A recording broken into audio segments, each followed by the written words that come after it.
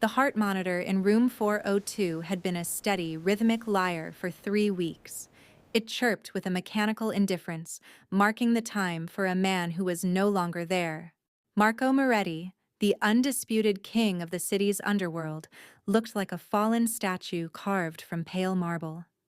His signature tailored suits had been replaced by a thin hospital gown, and the powerful hands that once moved millions with a single gesture were now limp, tethered to plastic tubes. Dr. Eris stood at the foot of the bed, clicking his pen with a nervous habit he couldn't shake. He looked at the charts, then at the man. Science was a language of certainties, and the certainty here was grim. The bullets that had torn through Marco's SUV had done their job. One had grazed the brainstem, leaving him in a deep, unresponsive coma. For 21 days, there had been no flicker of movement, no change in pupil dilation, and zero cognitive activity. According to every medical textbook on the shelf, Marco Moretti was brain-dead. He was a ghost kept warm by a machine. Outside the heavy mahogany doors of the private wing, the atmosphere was even colder. Men in dark glasses and heavy coats paced the hallway, their loyalty fading with every passing hour. They weren't praying for a recovery, they were waiting for a funeral so they could start a war over the crown. The Moretti Empire was a carcass, and the vultures were already sharpening their talons. Then, the shift changed. The heavy cleaning cart rattled softly as Elena pushed it down the hall. She was a shadow in a blue uniform, a woman the world chose not to see. Beside her, hidden behind the bulky cart, was her 4-year-old daughter, Lily. It was against every rule in the hospital handbook to bring a child to a night shift, but Elena's sitter had bailed, and the rent was 3 weeks overdue. "Stay quiet, Lily, like a mouse," Elena whispered, her voice tight with exhaustion. While Elena stepped into the supply closet to swap out the linens, Lily did what 4-year-olds do best. She wandered. She followed a bright red balloon tied to a gift basket that a terrified businessman had left near room 402. The guards, distracted by a heated argument about who would take over the docks, didn't notice the small girl in a frayed pink dress slip through the cracked door. The room smelled of bleach and stillness.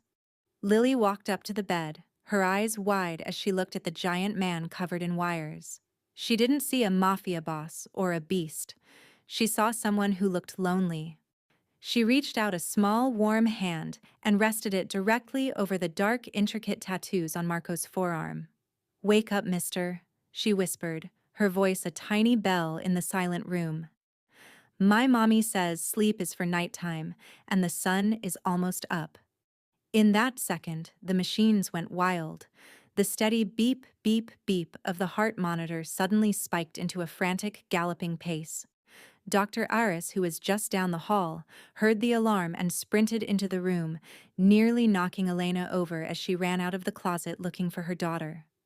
What the doctor saw defied 30 years of medicine. Marco Moretti's chest heaved, a deep, jagged breath that he took all on his own, independent of the ventilator. His fingers, once cold and still, suddenly curled, his large hand instinctively closing around Lily's tiny one. The brain-dead boss wasn't just breathing, he was holding on. The monitors screamed, the nurses rushed in with crash carts, and the guards burst through the door with guns drawn. But in the center of the chaos, the miracle was quiet. Marco's eyelids flickered, straining against the weight of the dark. For the first time since the shooting, the king was back, brought to the surface by a voice that didn't know how to fear him. Before the hospital gown and the hum of machines, Marco Moretti was a man who moved through the city like a storm that never broke. He didn't just run the syndicate, he owned the very air the people breathed. From the high-rise offices of the financial district to the neon-lit docks where the heavy shipping containers rattled at midnight, his word was the only law that mattered. They called him the Iron King, not because he was cruel for the sake of it, but because he was unyielding. To Marco, A city was just a machine, and he was the master mechanic who kept the gears greased with a mixture of fear and absolute loyalty. On the night the world tilted on its axis, Marco was at the pinnacle of his reach. He sat in the back of a black, armored SUV, the leather smelling of expensive tobacco and success. He had just closed a deal that would unite the three largest territories under his name, effectively ending a decade of petty street wars. He looked out the tinted window at the skyline, a cold smirk playing on his lips. He felt untouchable. In his mind, he wasn't just a man. He was an institution. He had outsmarted the feds, bought the politicians, and buried his rivals. He truly believed that the bullets meant for him would simply bounce off the myth he had built. "The city looks quiet tonight, boss," his driver Rico remarked, glancing in the rearview mirror. "Quiet is expensive, Rico," Marco replied, his voice a low, gravelly rumble. "Enjoy it while it lasts." They were crossing the bridge, the lights of the city reflecting off the black water below like scattered diamonds. It was the perfect bottleneck. Marco didn't see the garbage truck pull out from the side street until it was too late. It didn't slow down. It accelerated, a wall of rusted steel slamming into the side of the SUV with the force of a falling building. The world turned into a chaotic blur of shattered glass and screaming metal. The SUV spun, its heavy tires screeching against the asphalt before flipping onto its side. For a moment, there was a deafening silence, the kind that follows a lightning strike. Marco was pinned, his legs trapped under the crumpled dashboard, the smell of gasoline and burnt rubber filling his lungs. He struggled to move, his vision swimming in a haze of red, but his body felt disconnected, as if his spirit was already trying to leave the wreckage. Then came the footsteps. Heavy, deliberate, and rhythmic. Through the spiderweb cracks of the windshield, Marco saw them. Figures in shadows, their faces obscured by dark masks. They didn't come to talk or to negotiate.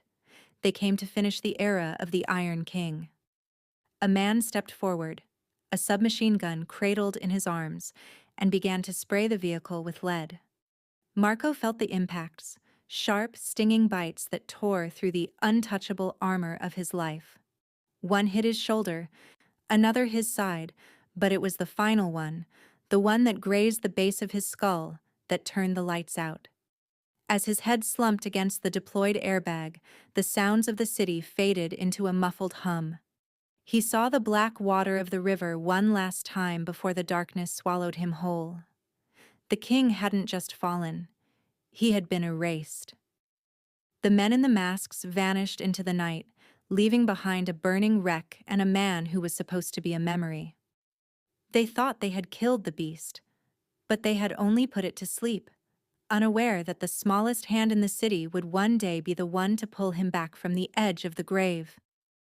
While the city whispered about the fallen king in the high-security wing, Chielena lived in a world where the only thing that mattered was the ticking of a clock and the dwindling numbers in her bank account. For Elena, the news of mafia wars and power vacuums was background noise, a distant thunder that had no place in her reality of bleach-stained hands and aching knees. She was a ghost in a blue uniform, one of the many invisible women who scrubbed the floors and emptied the bins of the wealthy, moving through the hospital corridors like a shadow that nobody bothered to acknowledge. Every morning, before the sun had even thought about rising over the skyline, Elena stood in her cramped kitchen, packing a meager lunch for Lily.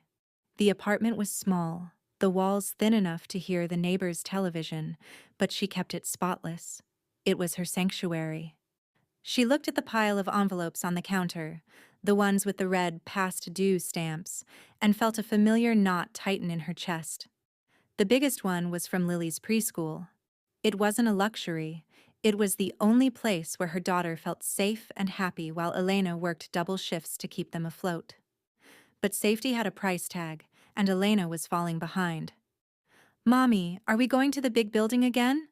Lily asked, rubbing sleep from her eyes as she clutched her battered teddy bear. Elena knelt, smoothing her daughter's wild golden curls. "Just for a little while, baby.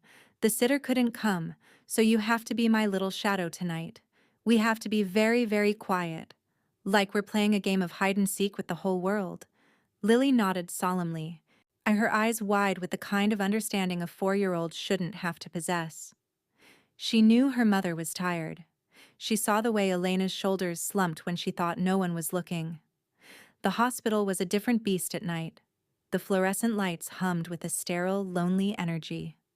Elena pushed her heavy cleaning cart down the long, waxed hallways, the scent of industrial disinfectant clinging to her skin. To the doctors and nurses rushing past, she was just a part of the furniture, a mechanical necessity. They talked over her as if she were deaf, discussing life and death surgeries while she mopped up spilled coffee and discarded bandages. She didn't mind being invisible. In her world, being noticed usually meant trouble.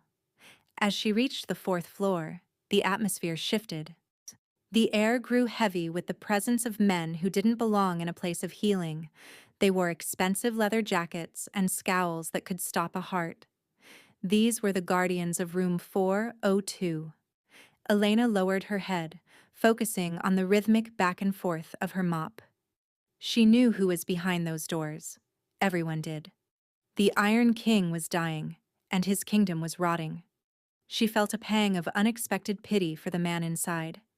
She had spent her life being ignored because she had nothing, and here was a man who had everything, yet was being watched by people who seemed to be waiting for him to stop breathing so they could pick his pockets. In a strange way, they were both alone. "Stay right here by the cart, Lily," Elena whispered as they reached the supply closet near the end of the hall. "Don't move. Mommy just needs to grab the fresh linens." She stepped into the closet, her mind racing through her mental ledger, calculating the cost of milk, the bus fare, and that looming tuition bill. She didn't notice the soft patter of small feet on the linoleum. She didn't see Lily stop by the red balloon, or the way the little girl looked toward the cracked door of room 402 with a curious, fearless smile. Elena was too busy trying to survive the day to realize that her daughter was about to change the fate of the city. The hallway of the 4th floor was a tunnel of sterile white light and hushed, dangerous whispers. Lily stood by her mother's cleaning cart, her small fingers tracing the cold metal handle.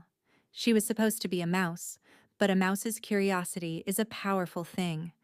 Down the hall, a nurse with a pinched face and a clipboard was snapping orders at a junior orderly, her voice sharp enough to cut through the quiet.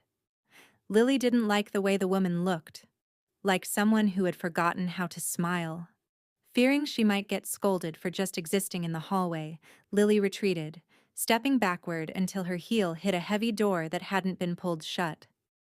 The door to room 402 gave way with a soft, pneumatic hiss. Lily slipped inside, her heart thumping like a trapped bird against her ribs. She expected to find a monster or a ghost, given how the guards outside looked, but the room was surprisingly peaceful. It smelled like rain and expensive soap, a sharp contrast to the stinging bleach of the hallways. In the center of the room lay the giant.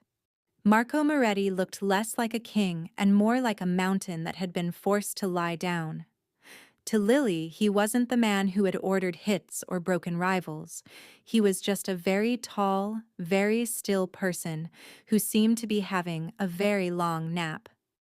She walked closer, her sneakers squeaking softly on the polished floor.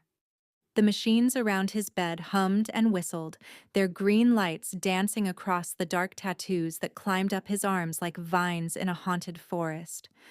"Hello, mister?" Lily whispered. There was no answer, only the rhythmic hiss of the ventilator.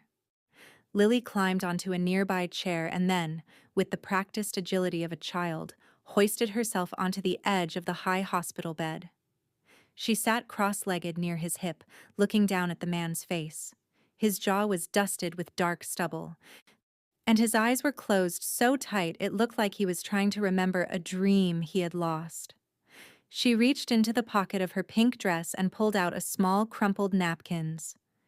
Inside were 2 slightly broken oatmeal cookies she had saved from her lunch. Her mother always said that sharing was the best way to make a friend, and this man looked like he hadn't had a friend in a very long time. "You look hungry," she murmured, breaking off a small piece of a cookie. "Mommy says I shouldn't eat in bed, but you're sick, so I think it's okay." She didn't try to feed him, knowing he couldn't chew, but she laid the cookie crumbs on the bedside table right next to his hand, as if offering a gift to a silent god. She began to tell him about her day, about the red balloon she saw in the lobby, the grumpy nurse who looked like a prune, and how she hoped her mommy wouldn't be sad about the school money anymore. "My teacher says if you wish on a star, it comes true," Lily said, leaning over to pat his hand. His skin was warm, much warmer than she expected. "But there are no stars in here, so I'll just wish on your tattoos. They look like magic." She rested her head against his shoulder, the steady rise and fall of his chest acting like a rhythmic lullaby.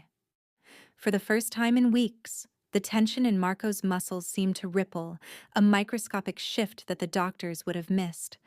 Lily closed her eyes, her small hand resting over his heart, unaware that she was currently sitting on a ticking time bomb of a man. Outside, the world was preparing to bury him, but inside the quiet of room 402, a little girl was simply waiting for her new friend to wake up and share a snack. The monitor above Marco Moretti's bed had spent weeks screaming in digital frustration, its jagged lines jumping and falling like a dying bird. To the medical staff, those lines were a map of a territory that had been conquered by darkness. Every time the nurses adjusted his IV or the doctors checked his pupils, the machine recorded a heart that was fighting a losing battle, irregular, weak, and cold. But then something impossible happened in the quiet of the night shift. Dr. Eris was sitting at the nurse's station staring at a screen that showed the vitals for the entire fourth floor. He rubbed his eyes, exhausted by the weight of a career spent telling people their loved ones weren't coming back. Suddenly, the flat, erratic rhythm of room 402 smoothed out. It didn't just improve, it became perfect. The heart rate settled into a deep, powerful thrum, the kind of rhythm you'd expect from an athlete in a deep sleep rather than a man on the brink of the grave. Confused, Aris stood up and walked toward the room. He expected to find a loose sensor or a mechanical glitch. Instead, he cracked the door and froze. Elena was there, her face pale with terror, as she realized her daughter had wandered into the lion's den. She was standing by the bed, reaching out to pull Lily away, but the little girl was leaned over the sleeping giant, her small hand resting directly over Marco's pulse point.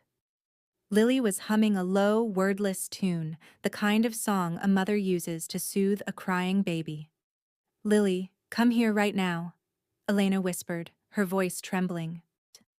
"We have to go." As Elena lifted the child away, the monitors reacted instantly.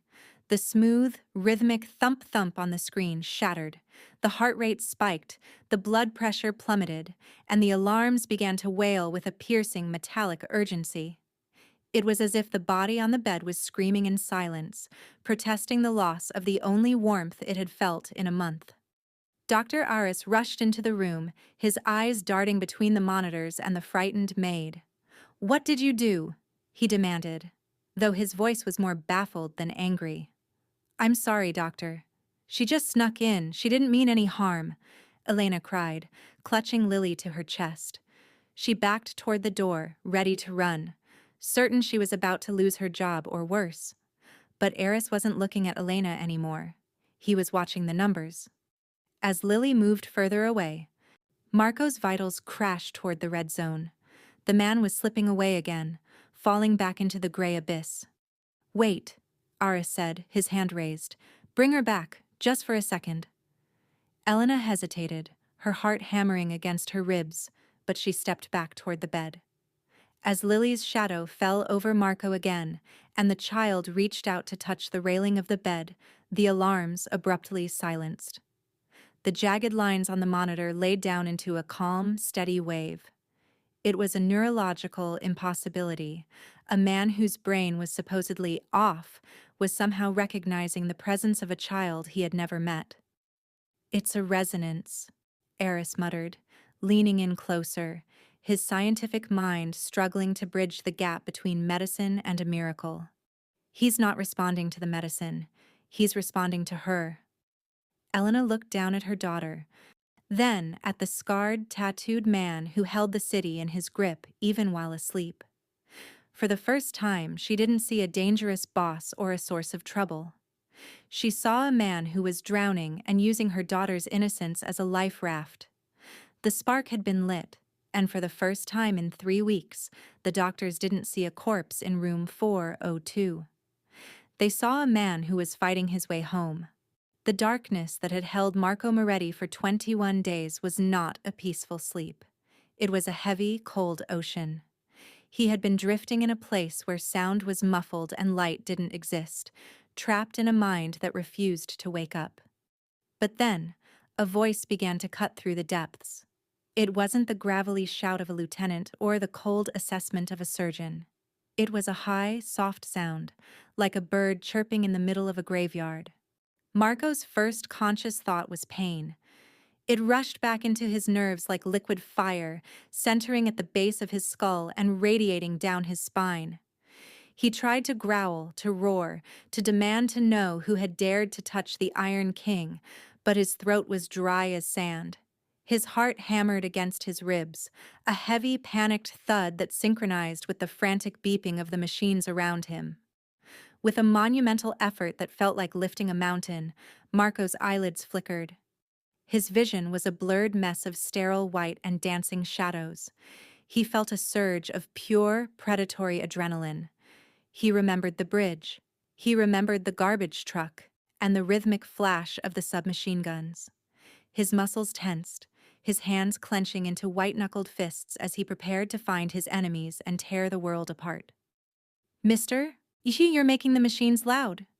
The voice was inches from his ear. Marco's head whipped to the side, a sharp jolt of agony lancing through his neck. He expected to see a hitman with a silenced pistol or a traitorous underling looking to claim his throne. His eyes finally cleared, focusing on the figure standing by his pillow. It was a girl. She couldn't have been more than 4 years old. She had messy golden curls and a face that hadn't yet learned how to lie. She wasn't holding a weapon. She was holding a half-eaten oatmeal cookie. Marco froze. The rage that had been boiling in his chest stalled, caught in a confused knot. He looked at her small, fragile hand resting on his tattooed arm, the arm that had broken bones and signed death warrants. His breath came in ragged, shallow gasps. He wanted to bark a command, and to tell her to get out, to call his guards, but the words died in his throat. "I gave you my cookies," she said, pointing to the crumbs on the nightstand with a serious nod. "Mommy says they make you big and strong. Are you big and strong now?" Marco stared at her, his dark, intense eyes searching hers. In the world he lived in, everyone wanted something. They wanted his money, his power, or his life. But this child looked at him as if he were just a person. There was no fear in her gaze, and for a man who had built an empire on terror, her lack of fear was the most disarming thing he had ever encountered. The door swung open, and Dr. Eris rushed in, followed by a frantic Elena. "Marco, don't move. You've suffered a massive—" The doctor stopped mid-sentence, seeing the beast of the underworld wide awake and staring at a maid's child. Elena's face was a mask of pure horror. She lunged forward, grabbing Lily and pulling her back into the safety of her arms.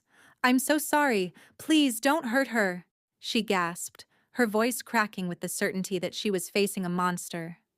Marco watched them. He looked at the trembling mother and the curious child.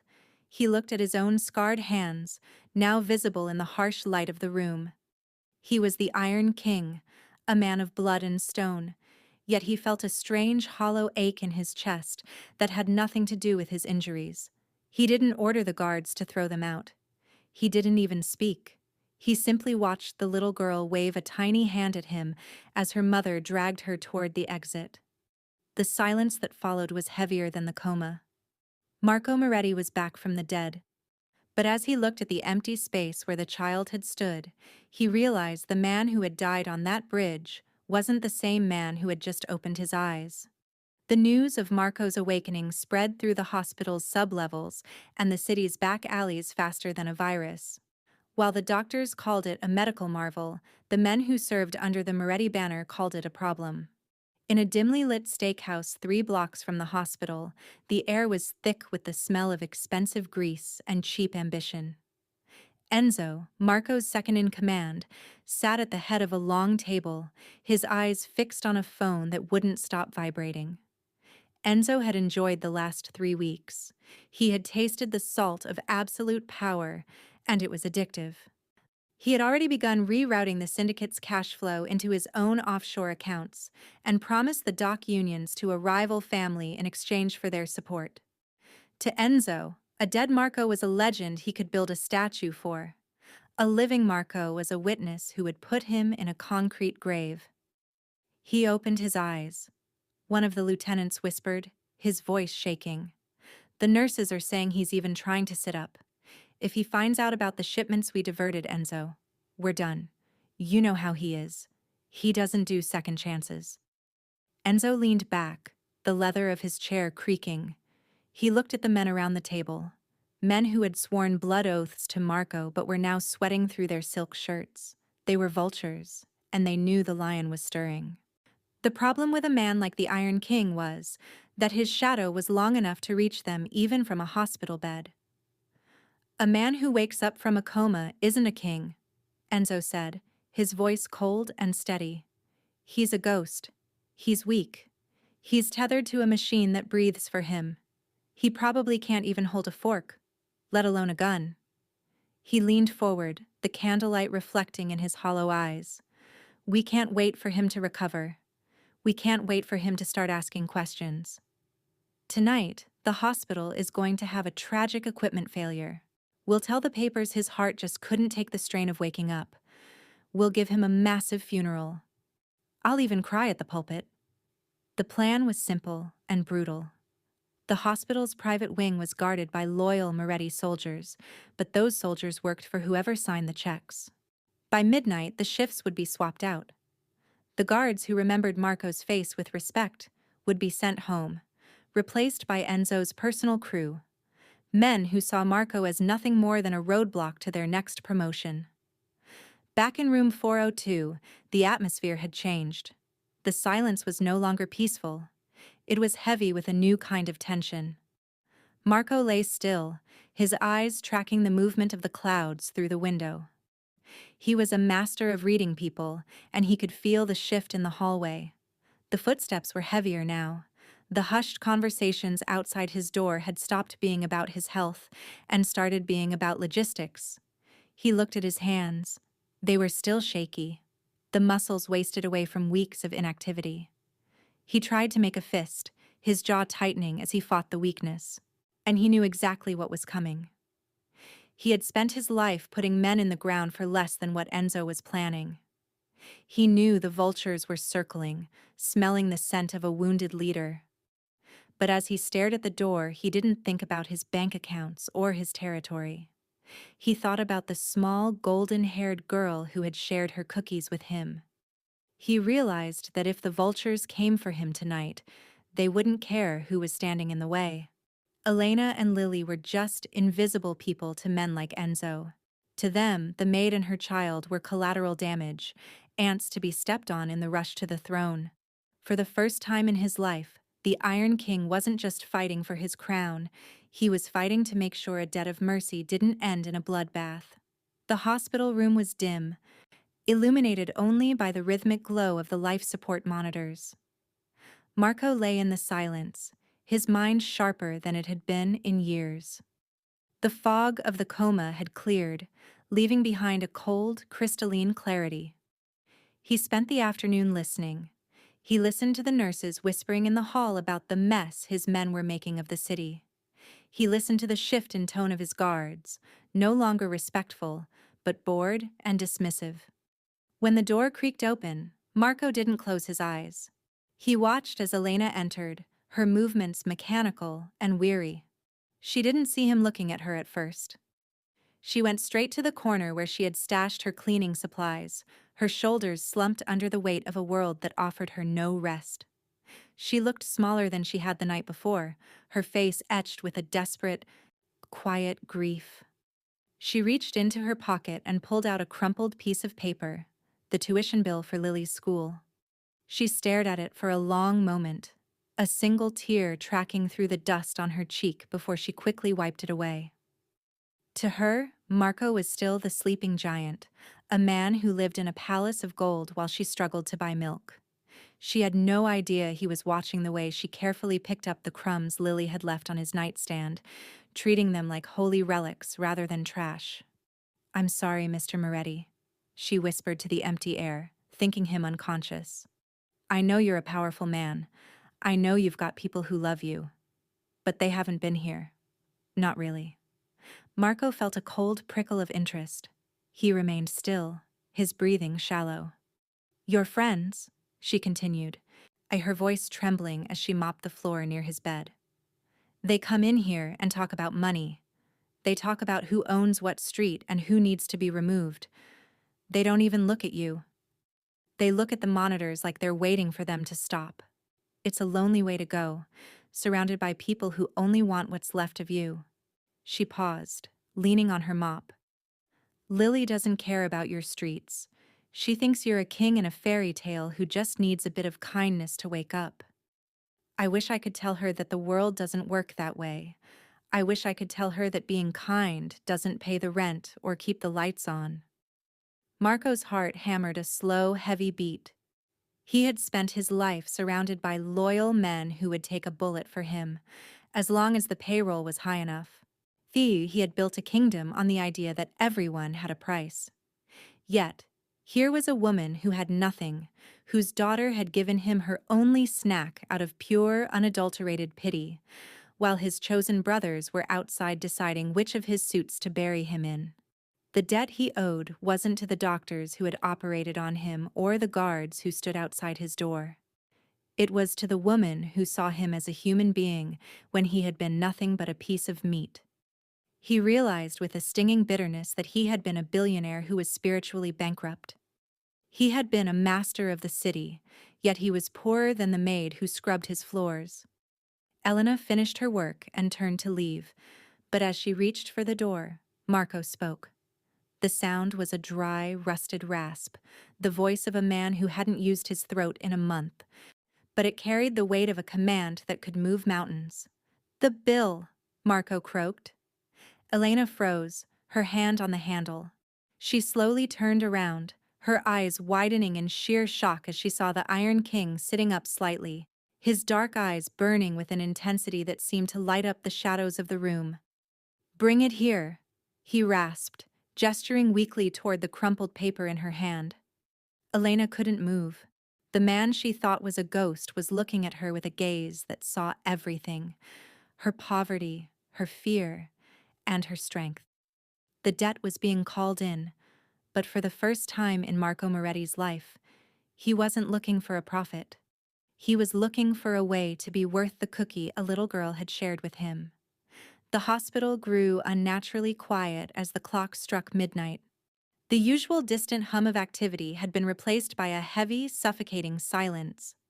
Marco sat in the dark of room 402, his body trembling with the effort of simply staying upright. His muscles screamed in protest, but his mind was sharp, vibrating with the predatory instinct that had kept him alive for decades. He knew the signs of a hit: the change in the guards' footsteps, the sudden absence of the night nurses, the way the air seemed to thin out right before a storm. Elena was still in the room, paralyzed by the sight of Marco being awake. She had Lily tucked against her side, the little girl sleepy-eyed and confused. Before Elena could speak, Marco raised a trembling finger to his lips. He didn't have the strength to fight a war, but he still had the authority of a king. "The closet," Marco hissed, his voice a ghost of its former power. "Take her. Go inside. Do not make a sound until I tell you." Elena didn't argue. The raw intensity in his eyes told her that the sleeping giant was now a cornered wolf. She ducked into the small supply closet just as the heavy hallway doors clicked shut. Seconds later, the door to the room swung open. It wasn't the frantic entrance of a doctor or the casual stroll of a nurse. It was the deliberate, silent entry of a man who didn't want to be heard. The silhouette against the hallway light was tall and lean, holding a suppressed pistol that looked like a long, dark finger pointing toward the bed. It was Miller, one of Enzo's most efficient cleaners. Marco lay back, pulling the thin hospital sheet up to his chin, feigning the deep, rhythmic breathing of a man still lost in a coma. He watched through narrowed slits as Miller approached. The assassin didn't look for a struggle, he looked for a target.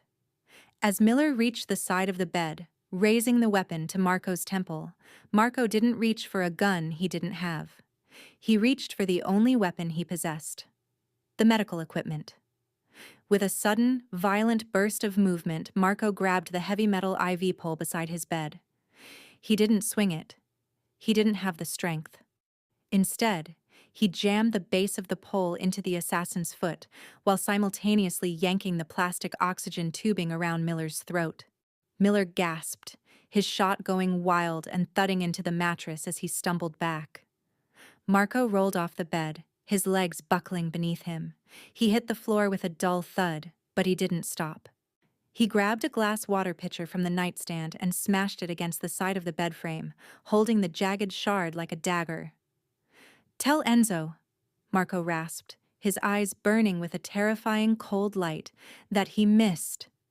Miller, recovered from the shock and snarling with rage, stepped forward to finish the job. But the distraction had worked. The sound of the struggle had triggered the emergency alarm Marco had surreptitiously kicked on his way down. Red lights began to flash, and the high-pitched wail of the hospital's security system tore through the silence. Panic flickered in the assassin's eyes. In the underworld, silence was a tool. Noise was a death sentence. Miller heard the heavy boots of the real hospital security, the ones not on Enzo's payroll, rounding the corner. He took one look at the bloody, broken, but defiant man on the floor and realized the Iron King hadn't just woken up. He had come back to reclaim his throne. Miller turned and fled into the night. Marco slumped against the base of the bed, his chest heaving, his vision blurring as the adrenaline began to fade. The closet door creaked open, and Lily peered out, her eyes wide as she saw the chaos. She ran to him, ignoring the glass and the blood, and wrapped her small arms around his neck. "You won, mister," she whispered. Marco closed his eyes, his hand resting shakily on her head. He had survived the siege, but as he heard the sirens approaching, he knew the war had only just begun. The aftermath of the hospital siege was a whirlwind of sirens and flashing lights, but for Marco Moretti, the world had become very quiet. He knew that as long as he existed as the Iron King, the people he cared about would always be targets. To save the child who had breathed life back into his lungs, he had to die one last time. 3 days later, the news headlines across the city were identical. Mafia boss succumbs to injuries. There were photos of a closed casket and a lavish funeral procession that Enzo attended with a fake handkerchief and a greedy heart. But while the city watched the empty coffin go into the ground, a nondescript silver sedan was pulling away from a private airfield on the outskirts of the state. Inside the car, Elena sat in the back seat, clutching a thick manila envelope as if it were made of glass. Beside her, Lily was pressed against the window, mesmerized by the sight of the open countryside. Elena looked down at the documents inside the envelope. A deed to a quiet farmhouse in a town 3 states away, a college fund in Lily's name that would ensure she never had to worry about a tuition bill again, and enough cash to buy a lifetime of peace. There was also a small, handwritten note on heavy stationery. It didn't have a signature, just 5 words. "The debt is paid. Live." Elena looked at the driver, a silent, gray-haired man she had never met. "Where is he?" she whispered. The driver didn't look back. "Mr. Moretti doesn't exist anymore, ma'am. He made sure you'd never be invisible again. That's all you need to know." Deep in the heart of a coastal town halfway across the country, a man sat on a wooden porch overlooking the ocean. He walked with a heavy limp, and a thick scar traced a path across the back of his neck. But his eyes were clear. He was no longer wearing a $4,000 suit. He wore a simple flannel shirt and jeans. He looked like any other retired laborer enjoying the salt air, a ghost living in the daylight. Marco picked up a small, weathered teddy bear that had been left behind in the chaos of the hospital room, a toy Lily had forgotten. He looked at it and smiled, a genuine expression that felt foreign on a face that had once been a mask of stone. He had spent his entire life building walls and hoarding power, only to realize that the most powerful thing he ever owned was the memory of a 4-year-old girl who wasn't afraid to love a monster. He had dismantled his empire from the shadows, ensuring Enzo and his vultures were caught in a web of federal evidence before he vanished. He had burned his old life to the ground so that Lily and Elena could grow theirs in the ashes. The beast hadn't just found a heart, he had finally found a home in the silence. As the sun began to set over the water, Marco leaned back and closed his eyes. He wasn't hiding. He was finally free. For the first time in his life, he wasn't a king, a boss, or a legend. He was just a man who had been saved by a cookie and a prayer.